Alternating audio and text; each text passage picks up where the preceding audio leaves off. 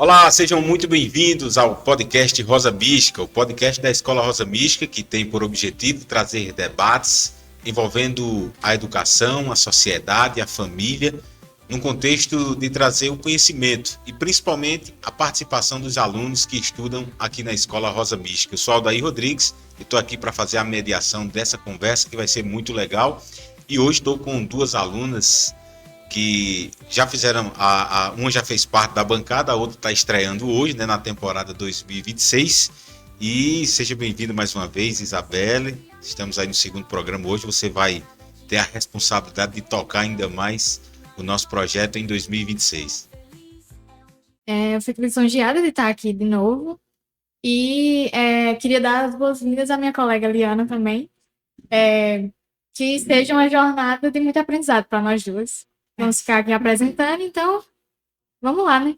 Perfeito. E você, Liana, pela primeira vez aqui na bancada, se apresente melhor aí para o público. Eu sou Liana, né? Eu tô ansiosa, porque é um assunto que eu gosto. Eu sou muito faladeira, né? Então, assim, toda vez que eu vi a Fazenda, né? Quando eu tava ali nos bastidores, eu sempre ficava empolgada para participar. Então, tô bem feliz. E é como eu falei, é muito importante pra gente aprender isso também. Então, tô bem ansiosa.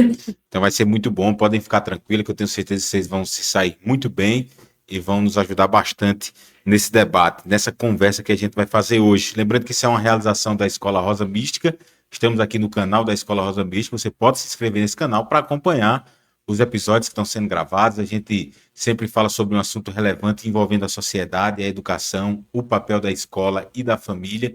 E a gente gosta muito de contar com a sua participação, interagindo junto conosco. Lembrando que você pode navegar aí nos outros temas que a gente já debateu, tem vários outros episódios, vai ser muito bom que você possa participar. E hoje a gente vai falar sobre um tema super importante, que é o autismo na escola, inclusão de verdade ou apenas discurso. É um debate que vem sendo levantado na sociedade.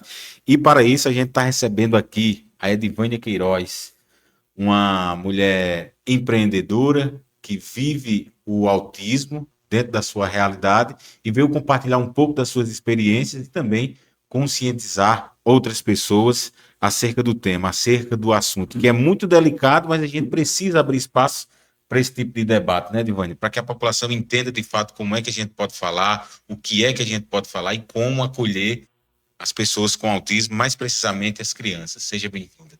Isso mesmo, prazer, obrigada pelo convite.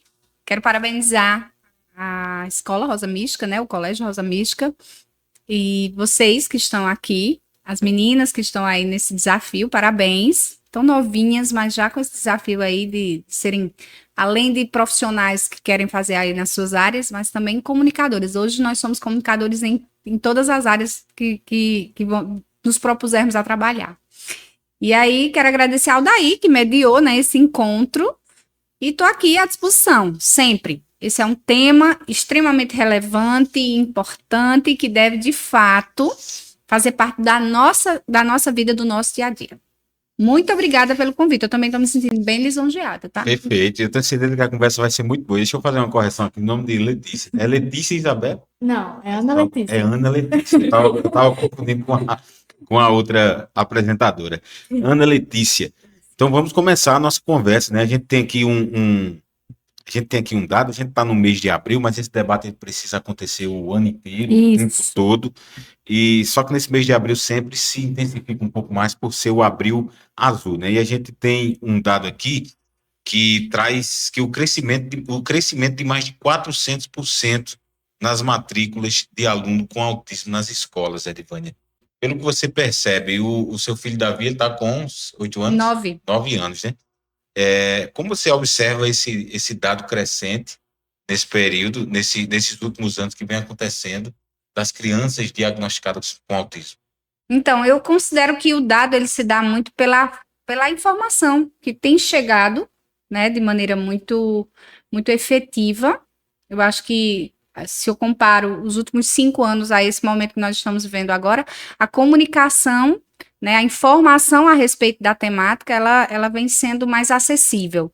Portanto, aquilo que às vezes tinha mais dificuldade de diagnóstico, hoje a gente tem mais acesso a esse diagnóstico com mais facilidade, né? Ao mesmo tempo que a gente sabe tem uma pauta até polêmica, né, de muita confusão, porque as deficiências e também toda essa neurodivergência que existe, às vezes, de diversos segmentos e de diversas doenças de ordem psicossomáticas mesmo, às vezes também há uma confusão. Então, a gente sabe que tem ali uma linha tênue que precisa ser bem avaliada, e aqui eu estou para, já de pronto, falar que o laudo, ele precisa, de fato, ser um laudo bem feito, né? Para que haja, de fato, um encaminhamento certo para onde aquela família deve caminhar. Então, eu acho que se dá muito por conta disso. Esses 400% aí, eu acho que se dá muito pela informação que ela está chegando e as pessoas estão em busca, mas também a gente tem que ter esse cuidado. E as escolas, eu acho que eu tenho algumas, assim, algumas opiniões bem diretas a respeito disso, onde a escola ela tem que ter diversos cuidados quando recebe esses laudos, se de fato não negando, não invalidando a situação, mas de fato avaliando e analisando de maneira coerente e correta, como manda a lei e, enfim, todo o aparato. Então é um dado que a gente precisa estar atento e vai embasar a nossa conversa de hoje aqui, que é o autismo e a escola, a inclusão dentro da escola de crianças com autismo, né, Letícia? Exatamente. Nós queríamos começar primeiro. Muito se fala sobre o conceito de autismo, mas a gente quer se pegar mais na parte do autismo na prática, de verdade, ele vivenciado. Então, como pergunta para Edivânia, nós queríamos perguntar se, ao descobrir que seu filho era autista de fato, o que isso mudou na sua vida? Como foi a sua reação? Como isso foi implantado dentro da sua família, de fato? Nós queríamos saber sobre isso. A gente, em conversa aqui de bastidor, um pouquinho a gente tratou disso, né? Mas eu vou ser bem sucinta para a gente otimizar tempo. Mas eu acho que eu falei das fases que toda família, né? Toda mãe, todo pai recebe, que é a aceitação, o luto e a busca por conhecimento para que você possa desenvolver esse tratamento da forma correta. Então, Letícia, não é isso? Para mim, foi vivenciar essas fases. Eu procurei vivenciá-las de maneira muito rapidamente e entendi que o conhecimento, né, as informações, elas não me eram suficientes se eu não fosse atrás. Então, eu busquei informações, eu busquei a pauta de maneira responsável, e eu quero fazer um adendo, eu sempre faço esse adendo quando tenho falado sobre a temática. A médica do meu filho, ela foi muito intencional numa fala.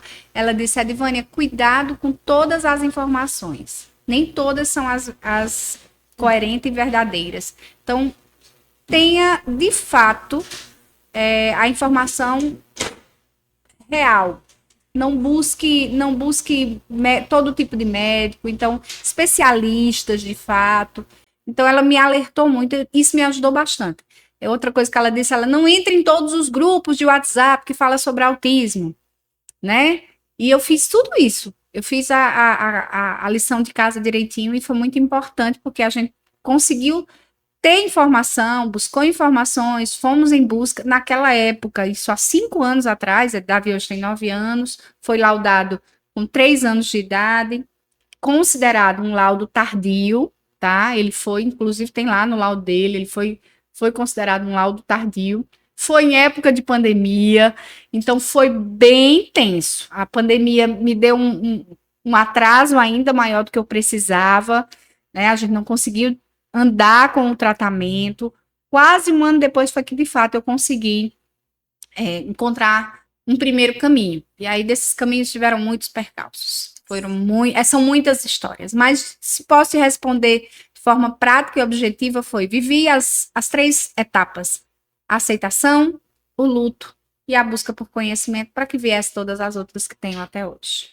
Exatamente. Liane. Uma coisa que me chamou a atenção enquanto a senhora estava falando, como a senhora conseguiu descobrir, assim, como teve essa dúvida para saber se ela era autista, para até buscar o laudo? Então, a gente já entra no patamar de escola, olha como é importante. Uhum. Nós fizemos uma festa de aniversário aos 2 anos de idade dele. Eu não fiz um de 1 ano, fiz a festa de 2 anos de aniversário dele e fiz uma linda festa. Uma festa com tema fazendinha. Gente, era tanta coisa linda, tanta coisa pula-pula, casa de bolinha, um cenário maravilhoso. Davi, ao chegar na festa, do início, ao fim. Ele só chorava. Porque aquele ambiente já era uma sobrecarga sensorial muito grande para ele. Som, gente, luz, balões, Outros crianças. barulho, muito grito, criança, muita gente. Eu lembro que foi uma festa para 80 convidados, fora as crianças. Então, ele chorou. Nós não temos foto desse aniversário, porque a gente não conseguiu tirar foto. E quando nós chegamos em casa, ele suspirou, como se dissesse, graças a Deus eu saí daquele lugar. E ali, naquele dia, eu disse, Davi tem alguma coisa, não é normal. Mas logo em seguida, isso foi em janeiro, ele entrou numa escola, e aqui eu já entro na pauta escola, a parceria escola-família, 2 anos. E eu tinha decidido colocar ele num berçário. E aí ele foi para esse berçário. E no passado 2 meses, não mais do que isso, a escola já me chama e diz, olha, você tinha alguma suspeita? Eu não falei nada, esperei ver se tinha um feedback. E a escola disse, você tem alguma suspeita? Ela foi muito criteriosa, foram muito criteriosos em falar comigo. Eu disse, sim. Vocês entendem que também há alguma coisa, mas o que é? Eu não sabia, eu não conhecia a respeito de autismo, eu não tinha ideia do que era. Não tinha mesmo, eu não tinha. Há 5 anos atrás eu não sabia o que era o autismo. E aí ela disse, olha, procura um neuropediatra. E aí esse neuro vai te indicar. E aí eu procurei um neuropediatra naquela ocasião, procurei um neuropediatra que não deveria ter procurado. E infelizmente a abordagem foi uma abordagem errada. E levando Davi, inclusive, para a UTI de um hospital. E ali na UTI daquele hospital, eu entendia que Davi entendi tudo que viria a acontecer dos anos seguintes. Eu entendi que havia um propósito, entendi que ele teria que ter ido para ali mesmo, mas houve um travamento. Ali eu travei, não quis mais saber de buscar conhecimento, porque se era o conhecimento entre estar com ele vivo e ele morto, eu preferia que ele tivesse vivo com qualquer coisa. Mas tem uma história bacana. Eu me emociono, tá? Eu não queria Davi na minha gravidez. Eu estava no auge de uma empresa, estava se consolidando. Eu já tinha uma filha, que era um sonho ter uma menina.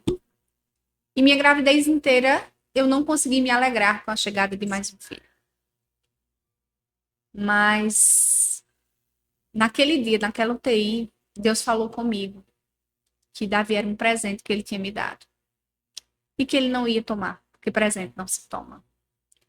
Mas que havia um propósito em volta daquilo.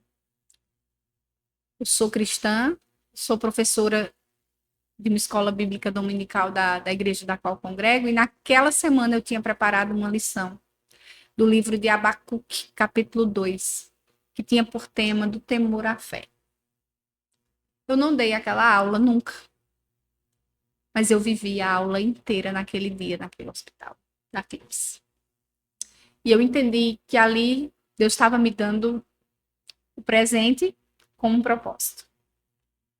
Mas houve esse travamento durante um período e eu não consegui buscar conhecimento ali naquele ano, até que meu sobrinho, que é médico hoje, neurocirurgião, na ocasião estava terminando medicina, fazendo residência lá em Recife, consegue uma consulta e diz, a senhora precisa vir com ele para aqui. E eu devo isso a ele. Ele foi o que destravou dali por diante.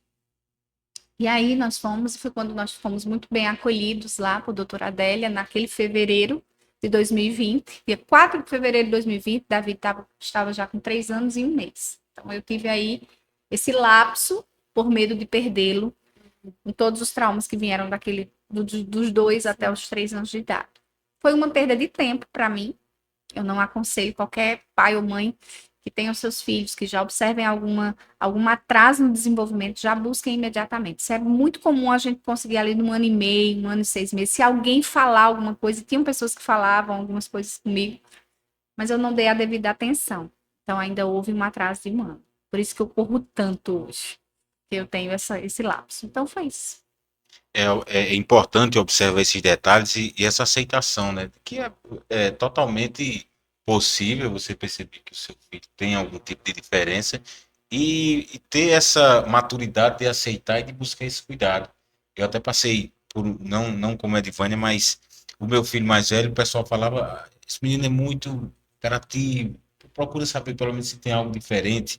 E aí quando a gente foi, eu resisti muito tempo de buscar algum suporte, e aí passou por todo o processo, várias terapias, passou pelo neuro, não foi diagnosticado com autismo, mas tinha um nível de TDAH alto que precisava de um cuidado, de um tratamento, de medicação, para melhorar e para ele evoluir também como pessoa. Então não é só não pensar em nós, porque muitas vezes o pai, ele pensa mais nele do que na própria criança. Então é sair, tirar o seu ego de cena e pensar no que você pode fazer pelo seu filho para ele crescer mais saudável, ter uma inclusão na sociedade e conseguir se desenvolver como ser humano. Isso é muito importante. Ô, Edvânia, as pessoas ainda têm muito essa confusão sobre o que é autismo, ou como identificar de fato. Você já trouxe uma boa reflexão. Mas como fazer para diferenciar de fato mesmo o que é o autismo, e fazer com que a gente tenha essa percepção não só no início, mas depois de a pessoa estar incluída ali na sociedade e saber lidar mesmo com essa situação. Então, é importante ser dito que o nome espectro, né? É espectro, é trazendo a questão única de cada indivíduo que está dentro do espectro autista, né? Então, o espectro quer dizer único ali. Eu sou único. Então, cada caso, cada criança, adolescente, adulto é único na sua forma de viver. E ele vai ter os seus próprios comportamentos. Como é que eu poderia identificar? Há algumas coisas que são muito comuns a todos, né? As estereotipias. O que são estereotipias? São movimentos repetitivos, né? Por exemplo, vou dar o exemplo do meu. Tem diversos, mas Davi, ele, para se autorregular, o que é uma autorregulação? Ele está com uma sobrecarga na mente muito grande, e essa sobrecarga causa incômodos tamanhos que podem vir a ser crises, que podem vir a ser, a causar, inclusive, tem um estudo que diz que as sobrecargas sensoriais é como se fosse alguém esmurrando sua cabeça. Então, essas sobrecargas podem causar crises. E aí, como é que ele se autorregula? Se movimentando de um lado para o outro. Então, ele se movimenta em direções retas. Tem crianças que é em círculo, tem crianças que é fazendo com as mãozinhas, aí isso chama flip, né? Aí tem a questão da ecolalia. Por exemplo, meu filho, ele tinha uma fala como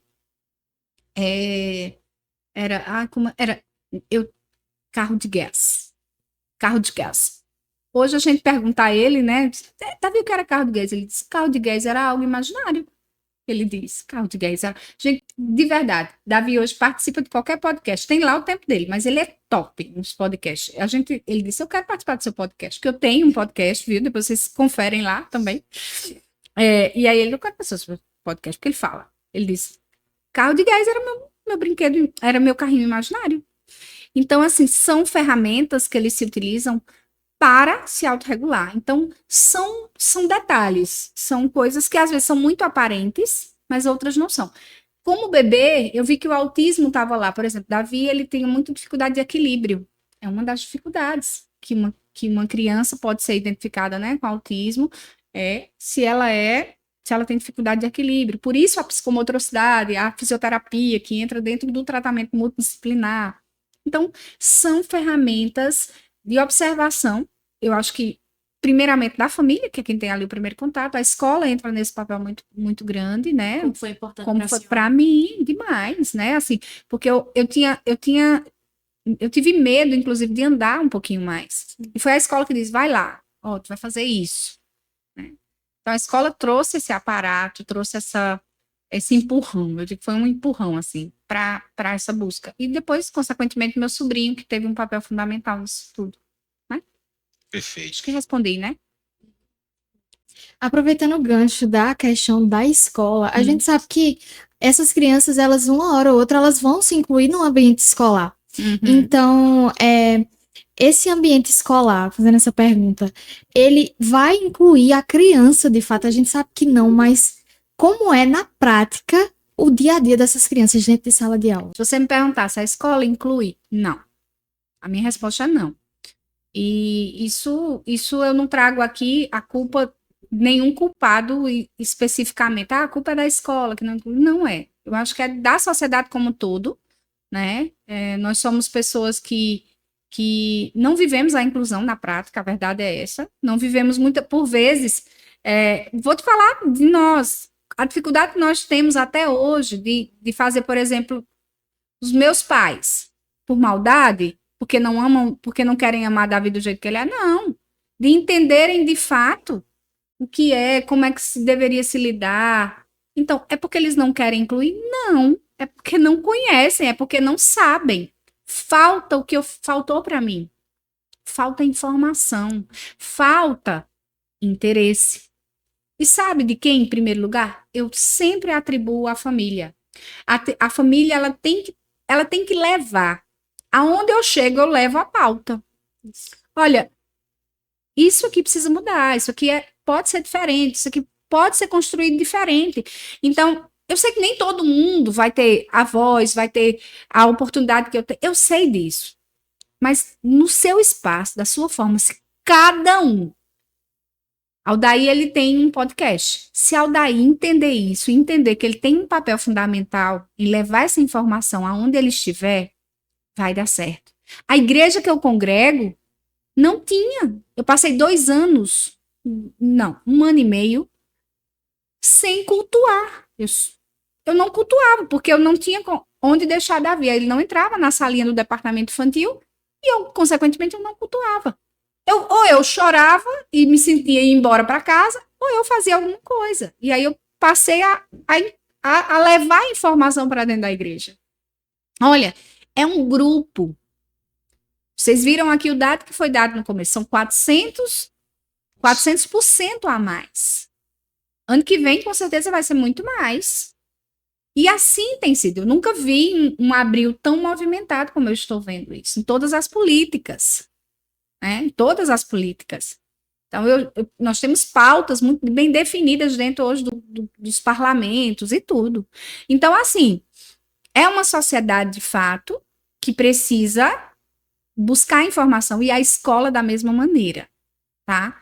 Ah, você elencaria aqui pontos, elencaria alguns. Eu acho que a busca da informação, a inclusão de forma prática, a levar para dentro da sala de aula, o professor levar para dentro da sala de aula essa discussão. Aqueles que são, né, nós temos ainda, quando chega a fase do adolescente, ele nega muito, ele não quer ser reconhecido como tal, mas essa conscientização, é diferente, você é diferente. Se você é diferente, então como é que eu vou acolher você diferente? As palestras a respeito de bullying dentro da escola, salas sensoriais dentro das escolas, para que, se há uma sobrecarga sensorial, aquele aluno possa estar num ambiente onde ele possa se autorregular, né? Então, entender essa realidade, entender quais são as comorbidades que vêm junto com o autismo, como o próprio TDAH, como o próprio o TOD, e tantos outros que têm, a hiperatividade e tantos outros. Então, eu acho que é nesse sentido. Não acho que ainda inclui, mas eu acho que nós já evoluímos. Mas falta essa, vamos dizer, essa prática, a prática, tá? O dia a dia. Na escola, quando eu vou utilizar o exemplo do seu filho, quando ele entrou, como é que a senhora percebeu essa adaptação com relação aos outros alunos, com a escola, com a metodologia? Então, em cada fase foi uma realidade um pouquinho diferente, né? Eu tive a parte do berçário, né? Foi maravilhosa, assim, eles foram super parceiros, para mim foi extraordinário. Foram 3 anos, 2 anos. 2 anos e meio. Foi pandemia, né? A gente teve aquele lapso da pandemia, então foram 2 anos ali dentro depois eu tive uma experiência muito negativa, inclusive de aceitação. Na ocasião, eu tive Davi negado numa escola pela condição dele, porque já existiam muitas crianças autistas naquela sala de aula e a escola não estava preparada. Enfim, até que eu consegui manter. Na ocasião, nós levávamos um AT, um assistente terapeuta, para a sala de aula, isso de alguma maneira colaborava, mas entendi que o ambiente da qual ele participava inicialmente, ele não foi um ambiente que era propício para o nível de suporte que ele tinha, né? A escola ainda não estava, vamos dizer assim, totalmente preparada para receber ambiente muito grande, e aí eu disse, não, eu acho que eu preciso mudar isso tudo.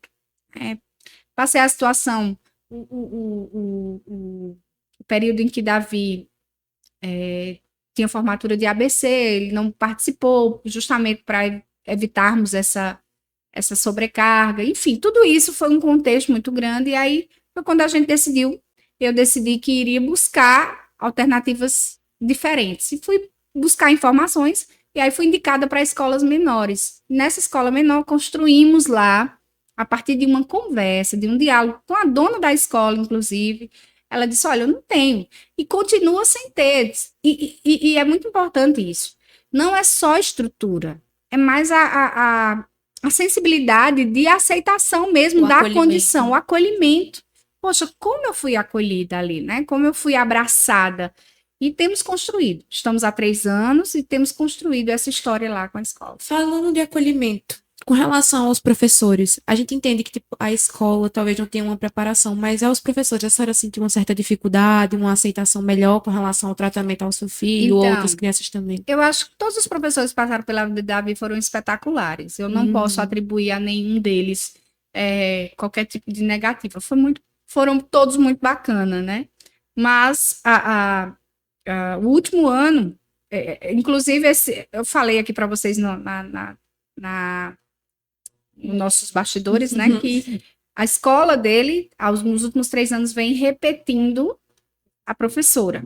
A gente entende que isso não pode permanecer. Tiveram, assim, propósitos muito específicos, isso não é uma regra, logicamente, né? Isso não é uma regra. Eu não vou encontrar isso em todo lugar e nem quero. Tá? Tenho plena consciência, mas no trato dessa circunstância, isso foi muito válido, muito válido. Então, fez uma diferença imensa, né? No relacionamento, na segurança, nos resultados escolares, como a professora também se dedicou, Juliana maravilhosa, com um beijo, e enfim, isso tem. Mas nós já estamos, eu também falei aqui, nós já estamos projetando a escola de Davi para 2026. Como será? 27. 7. O tempo tá passando tão rápido que a gente... Tá, menino. Pode, Vânia, um detalhe muito importante, a gente fala muito do professor, fala muito da escola, mas existe um detalhe importante que são os colegas de turma. E é justamente isso que a gente está fazendo aqui, a importância das meninas estarem incluídas nesse debate, dos alunos estarem cientes das situações, e aí eu trago um relato próprio, até para a gente enriquecer um pouco mais a dinâmica, porque, pronto, eu tenho uma deficiência física, e quando eu tinha 12 anos, eu cheguei a desistir da escola, porque a escola era um ambiente tóxico para mim.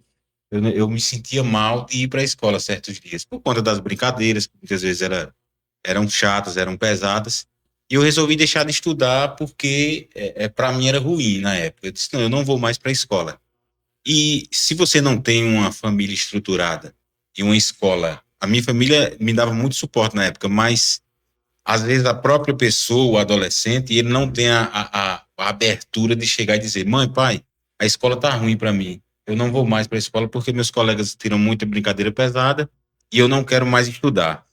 E aí, se a escola também não tem essa sensibilidade de entender que o aluno ele tem uma diferença e ele precisa de um suporte, acaba gerando algo ainda muito mais pesado, né? Porque se a escola não está preparada, se em casa ele não tem um acolhimento, e aí ele vai ficar isolado sozinho e ele pode chegar a esse ponto de se isolar. Então, é um contexto geral. Os alunos, eles precisam também estar dentro desse contexto de conscientização para não gerar esse tipo de situação. E pode ter outras reações também. Eu tive um caso parecido. Eu sempre fui um pouco acima do peso. Então, quando eu era das turmas inferiores, né, quando a gente era mais novo, eu tinha também essa questão de ficar entrando muita brincadeira comigo. E quando eu tentava resolver, não era resolvido. Quando eu falava com meus pais, eles davam aquele suporte, mas assim também não é muito o que eles podem fazer, porque eles podem vir, falar com a escola, falar com os pais dos alunos, mas querendo ou não, eles não estão ali dentro de sala de aula. E para mim a reação que desejou, primeiro de tudo, foi o isolamento. Eu me sentia muito assim, isolada, eu não conseguia me comunicar direito em sala, eu me sentia muito acuada, e depois foi a agressividade. Eu me vi sendo mais agressiva para me defender. Então a gente vê também esse questão do comportamento do aluno em Muito sala. importante. Isso impacta totalmente, porque você Uhum. busca uma maneira de se defender e aí Que você não é correto, né? acaba se tornando uma pessoa mais agressiva. Isso. E aí essa importância da conscientização do ambiente escolar, da família e dos colegas de turma, que precisam também estar incluídos dentro desse debate, né? Por isso eu levo a fundo, assim, e proclamo de fato a ideia da informação. Porque se você identifica e se você tem a informação, você vai gerar o respeito Uhum. pelo limite que o outro vai ter, né? Porque isso se trata de limite. Toda relação que nós temos, ela precisa de um limite. Desde o casamento, irmãos, tudo tem que ter um limite. Uhum. E o limite é aquilo que eu estabeleço. E às vezes o autista ele tem um limite. Se você sentar com o Davi, ele vai até bater um papo com você, mas o repertório dele vai chegar num limite. E não adianta você insistir naquele repertório mais, porque ele já encerrou o repertório dele. Para ele bloqueou, acabou. Então se você entende que você vai ter alguém dessa forma, tá tudo certo. Ano passado eu fui bem impactada e eu gosto de trazer exemplos, tá, gente? Uhum. Fui bem impactada com uma coleguinha de Davi. Sim. Ela mandou para mim no Instagram da mãe dela, disse: eu queria lhe dizer que aonde eu estiver, eu vou proclamar, eu vou falar de Davi como um menino especial que ele é. Porque ele não é só autista, ele tem diversas qualidades. E eu amo seu filho. Gente, a coisa mais linda do mundo. E aí eu fui para uma apresentação na escolinha dele e foi a primeira vez que ela apresentou a apresentação que eu falo de trabalho. Aquelas feirinhas que Feira tem e tal, né? científica. Feira científica, porque ele não apresenta nada. Davi só se apresentou uma única vez na vida num São João. Tu lembra do São João que ele fez uma repetição? Porque eles têm muita dificuldade de repetição, né? E aí, quando eu cheguei em sala, vocês não têm ideia de todo mundo na expectativa da fala de Davi. E Davi, a professora foi muito esperta, muito cuidadosa. A primeira fala, primeira não, acho que foi a segunda ou era a terceira, porque ele tinha que gerar segurança para ele tinha que estar ao lado daqueles que queriam fortalecer, e teve uma hora que a menininha foi lá e colocou a mãozinha nas costas dele, como se dissesse, estou aqui com você. E aí ele foi com a mãozinha, ele com o livro, todo mundo sem livro, todo mundo falando sua fala. Ele sabia a fala, mas ele precisava do livro. E ele com o livrinho aqui, ele falou a fala dele. Gente, eles vibraram. Foi assim, foi lindo. Eles Quase um gol do vibraram. Brasil. Foi, muito lindo. Isso é inclusão. Sem que ninguém force a nada. A relação verdadeira do limite, de entender que Davi é daquele jeito, eles já sabem. Não se bate palma na sala de Davi. Não se bate palma. Porque já entendeu que por causa de Davi não se bate palma. E todo mundo entendeu e respeitou. Então é muito lindo isso. Claro que tem os percalços também, tá, gente? Nem tudo é muito bonito, nem tudo é romantizado. Não pode Tem, romantizar tudo, não né? pode, não pode. É uma realidade nua e crua, tá? Mas a gente não pode deixar de ser grato pelos bons momentos, E pelas exaltar boas a pessoas evolução. que E acontecem. a evolução que tem Então, acontecido. ontem eu fui perguntada numa entrevista a respeito disso. É muito difícil? Eu disse, é muito difícil, mas já foi mais. E eu não estou romantizando. É porque, como eu falei, o conhecimento, o como você vai lidar, os desafios que você sabe que vai ter, acabam. É como se fosse uma casca que vai sendo criada. Então, é difícil? É. Se eu disser para vocês, continua sendo difícil? Continua. Mas não era. Mas já foi mais. Eu acho que já foi mais difícil, já foi mais complicado de lidar com isso, sabe? Tô falando de mim, tá? Uhum. Emocionalmente falando.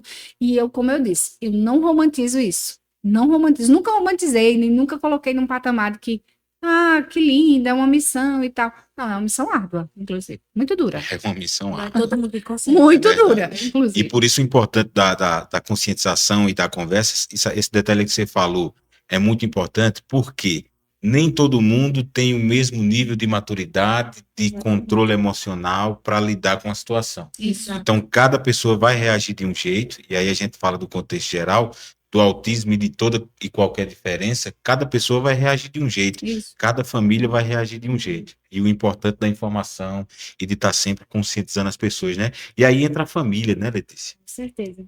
Então, na questão da família, a senhora pontuou muito bem sobre a questão da importância da família nesse acolhimento e da parceria também com as escolas. Então, a senhora pontuou também que a responsabilidade não é só da escola, mas também com a parceria com as famílias, e a gente queria entender, de fato, de forma sucinta, qual é o papel da família com relação a lidar com essas diferenças e essa mudança também de rotina, porque quando a gente descobre, até pelo fato da senhora ter pontuado também de ter descoberto o autismo e tudo, qual é a mudança e também qual é o papel da família em lidar com essa diferença? Menino, tu sabe quando tu tá velho? Quando tu tem uma menina te chamando de senhora, não pode.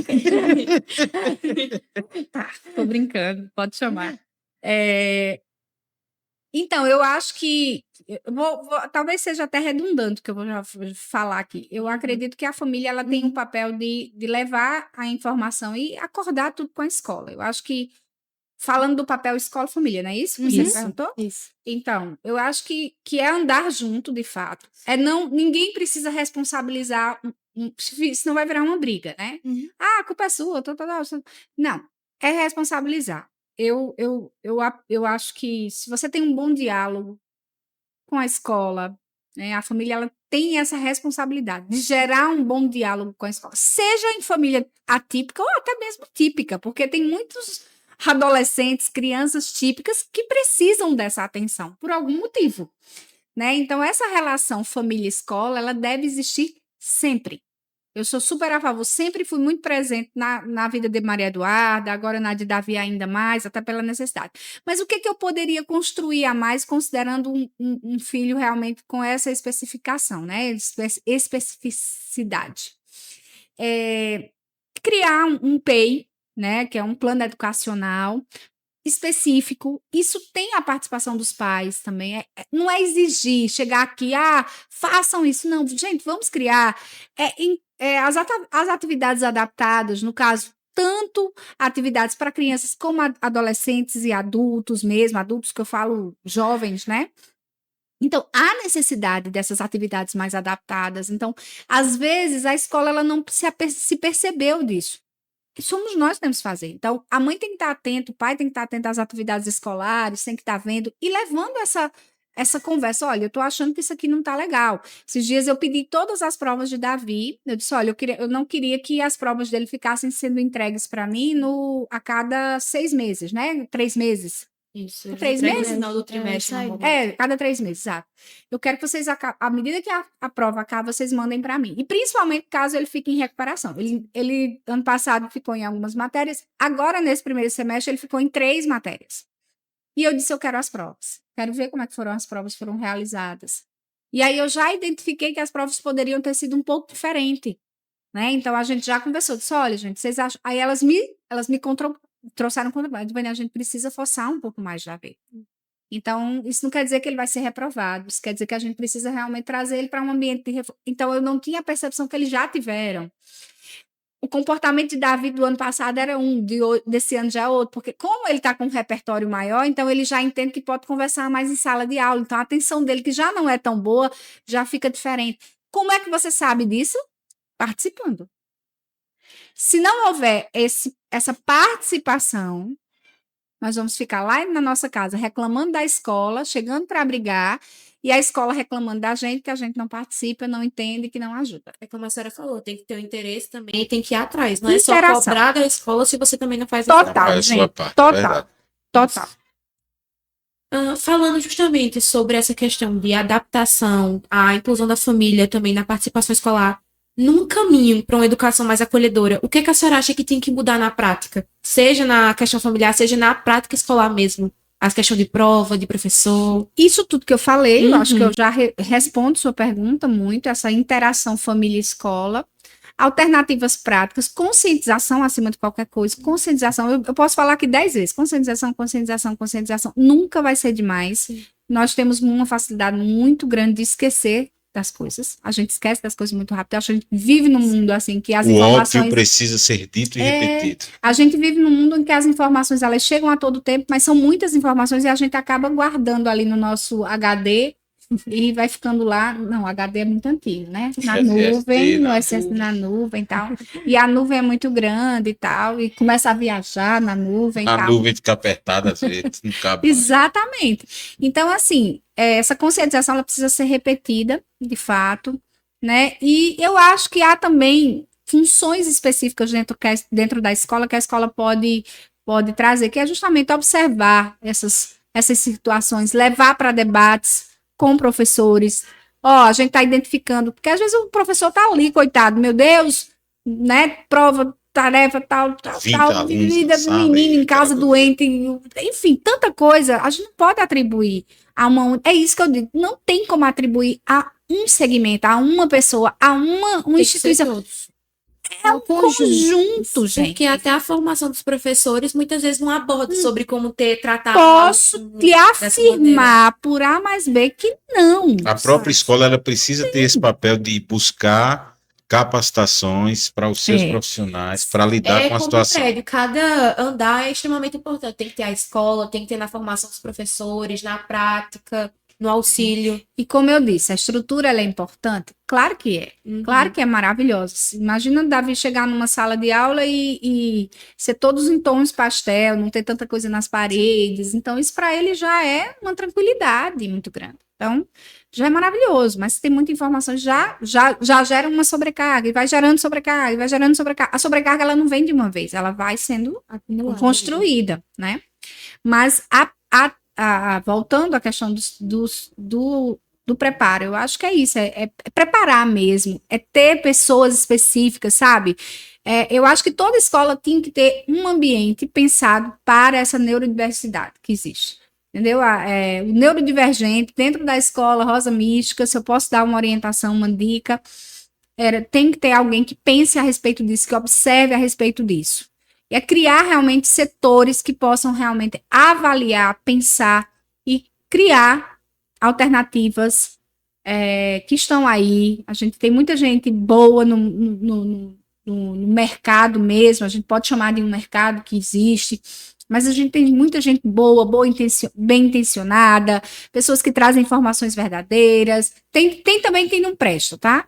Mas tem muita gente boa que pode fazer diferença no dia a dia das escolas, dos professores, das famílias, dos terapeutas, dos médicos, porque tem gente ruim tem em todo canto e gente boa tem em todo lugar. E se a Perfeito. gente para pensar, isso é muito bom, não só para a escola em si, porque, querendo ou não, como falou, teve um aumento em 400% de alunos, e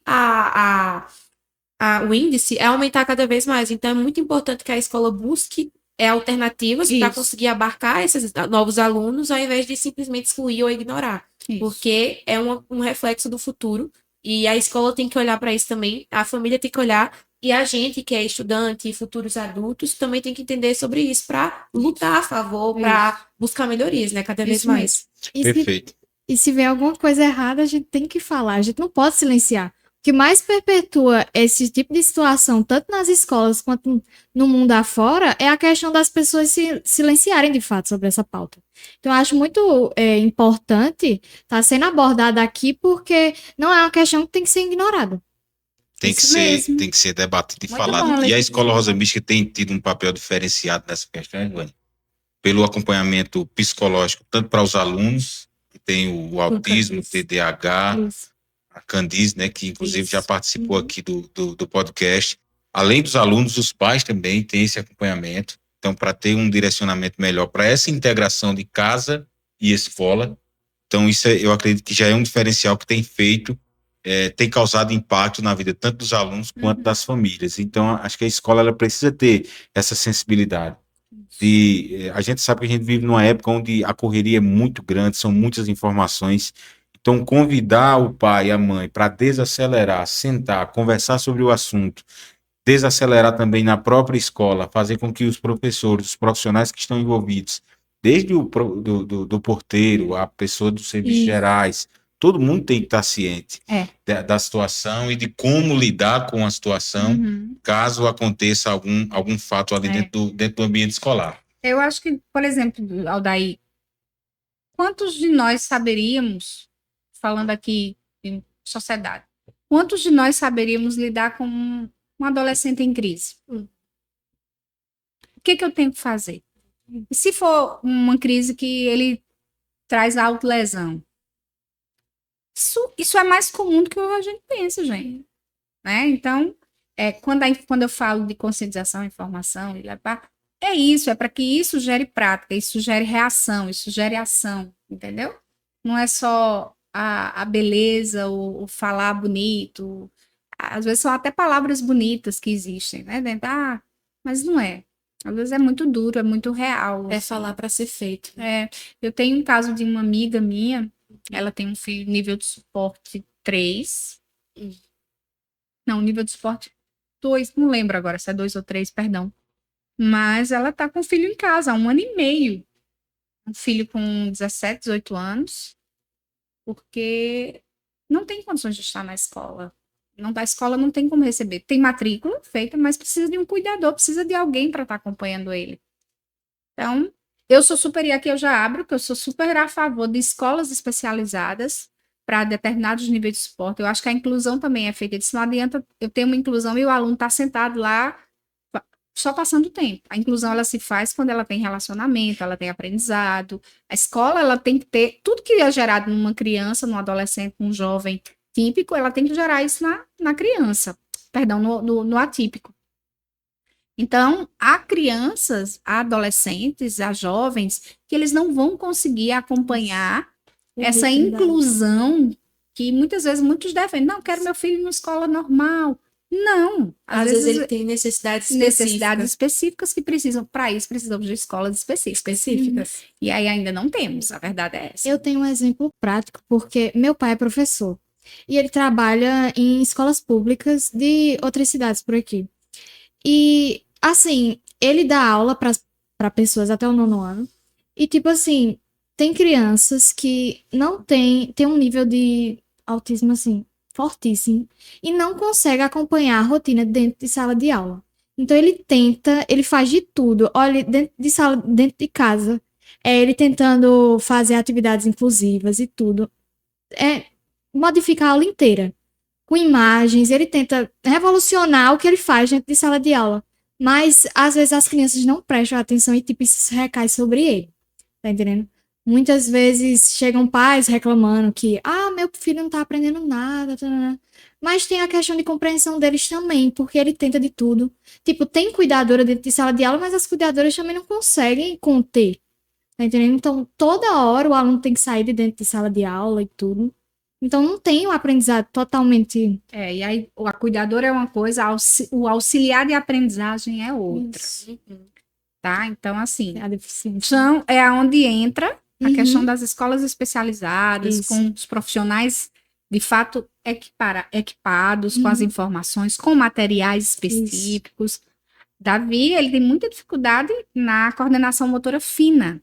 Então, eu preciso estar ali trabalhando a coordenação motora fina de Davi, porque ele ainda tem muito espaçamento na letra, a letra ainda é muito grande. Sim. Então, são atividades que somente profissionais vão saber, de fato, que são deficiências e dificuldades que a criança, que o adolescente, que o adulto atende. Não era para Davi mais estar tendo isso. Entendeu? Mas ele ainda está. Por quê? Porque ele é uma criança neurodivergente. Então, eu preciso trabalhar a neurodivergência dele e estimular cada vez mais, porque estamos em tempo de fazer isso. É por aí, tá? Perfeito, muito bom na nossa conversa. Já vamos chegando ao fim do nosso debate aqui sobre esse tema super importante, Super rápido. que não é um tema para ser debatido só em abril. A gente precisa Isso. O ano debater inteiro. o ano inteiro, conversar sobre isso, levar conhecimento e informação para as pessoas, que é muito importante. Estamos dando nossa contribuição aqui no podcast da Escola Rosa Mística, que é um podcast educativo, tem como principal objetivo levantar esses debates que envolvam a escola, a educação, a família e a sociedade no todo, para que a gente possa ampliar e trazer pontos de vista, experiências que possam contribuir de certa forma. Agradecer às meninas que conduziram aqui perfeitamente. Parabéns, Estão de viu, parabéns, garotas? São comunicadoras, futuras Querem o quê? médicas. Futuras médicas comunicadoras. Isso, mas a comunicação, eu estava dizendo a elas aqui, a comunicação está em tudo, em todo lugar. Então, mesmo sendo médico, advogado, psicólogo, tem que se comunicar bem, vocês estão no caminho certo. Que a gente vai trabalhar com pessoas, né? Não é só com Exatamente. dados. É muito bom a gente comunicar, e principalmente nessa área que tá bem abrangente. Eu tô aqui arrepiada, porque se vocês forem médicas e médicas sensíveis, como vocês se demonstraram a ser aqui, isso já faz uma diferença muito grande. Parabéns. Ai, deu vontade de chorar. Obrigado, Juliana, pela Obrigada. sua participação. E Obrigada. até a próxima. Eu vou chorar também assim. Obrigado, viu, Letícia? Eu que agradeço. É muito bom aqui essa participação, né? Uma conversa tão descontraída e a gente recebendo todos os conhecimentos assim, de primeira mão. Aumentando o repertório de vocês pro Exatamente. Enem, né? Isso. Imagina aí um tema como esse no Enem, vocês vão estar extremamente enriquecidos. Munidas. Inclusive, é muito bom pra gente também tomar conhecimento, né? Se Isso. temos estudado no ano que vem também. Já dá um gancho. Exatamente. Obrigado, Edvane, por ter tirado esse tempinho aí para vir aqui bater esse papo conosco. Então, foi tirado mesmo, né?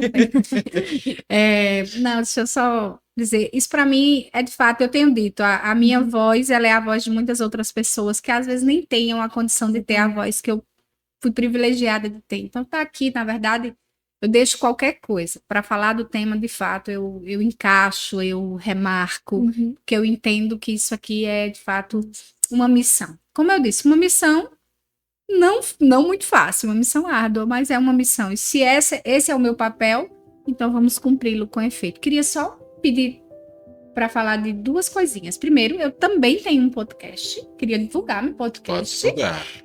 Meu podcast chama Mentes Únicas. Nós estamos aí, a gente tinha feito um piloto há um ano e meio atrás, mas retomamos agora. Então, se você puder, é na TV da igreja, sempre levando a questão de fé, inclusão e ciência. Eu tenho essa perspectiva de como a fé foi importante dentro desse meu processo. Então, a gente tem lá um podcast. Estamos no comecinho também. O Daí é o expert em podcast, né? Mas a gente tá no comecinho lá, com a equipe da igreja, e enfim, estamos lá. Mas vejam, foi Qual bem o canal? TV IBS. TV E no meu IBS. canal do YouTube também, sou Edvane Queiroz, que é o meu Instagram. Eu já fiz, nem ia fazer, viu? Mas já perguntou, então me sigam, sou Edvane Queiroz. E queria fazer menção, eu pedi permissão, essa blusa e tantas outras blusas, a gente tem uma mãe que vende ela, deixa eu ver aqui, com temáticas do autismo. A senhora quiser ela Aqui, ó. Essa aqui é uma dos modelos, ela tem várias. O Instagram dela é Amor e Autismo. Ela é daqui de Campina Grande, é uma mãe que vive, teve que largar o trabalho, o pai é Uber. Então, eles vendem essas camisetas, vivem disso também. É uma menina super esforçada, tem um filho também autista, enfim, precisa do nosso apoio. Então, quem puder, dá presente. Como é o Instagram dela? Amor e Autismo. Amor e Autismo, bem simples. E que eu falo né? Amor e Autismo. Então sigam lá, Rafa, e comprem, abençoem, que vocês vão estar ajudando no dia a dia das despesas deles também. Uma menina maravilhosa.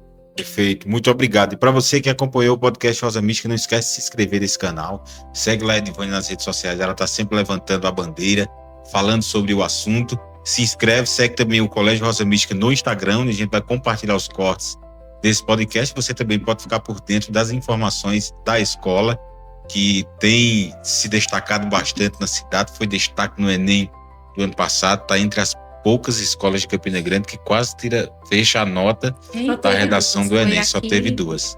Aqui outra escola, então tem se destacado bastante justamente por essa sensibilidade, porque a escola tirar um espaço para promover um debate como esse, a gente já percebe que tem um olhar diferenciado. Então fortalece aí, compartilhe com outras pessoas. É importante que a gente possa levar mais longe esse debate, essas informações, que outras pessoas também possam tomar conhecimento. Eu fico por aqui e convido você a estar conosco aqui no canal nos próximos episódios do Rosa Mística Podcast. Forte abraço.